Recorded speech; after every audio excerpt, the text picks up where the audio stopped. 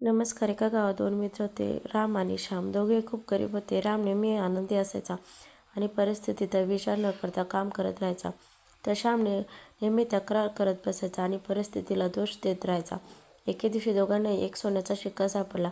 रामने तो शिक्का घेतला आणि समाधानाने कामाला लागला.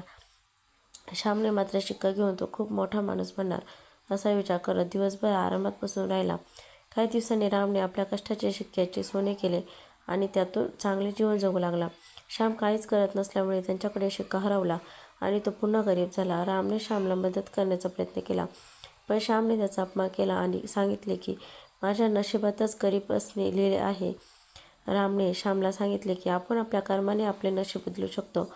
तात्पर्य: या बोधकथेमधून आपल्याला हे शिकायला मिळते की परिस्थिती कशी असली तरी सकारात्मक दृष्टिकोन ठेवून कठोर परिश्रम केल्यास चांगले जीवन जगता येते आणि नशिबाला दोष न देता आपल्या कर्मावर विश्वास ठेवणे महत्त्वाचे आहे. आजची कथा आवडल्यास चॅनलला सबस्क्राईब नक्की करा. Thanks for watching.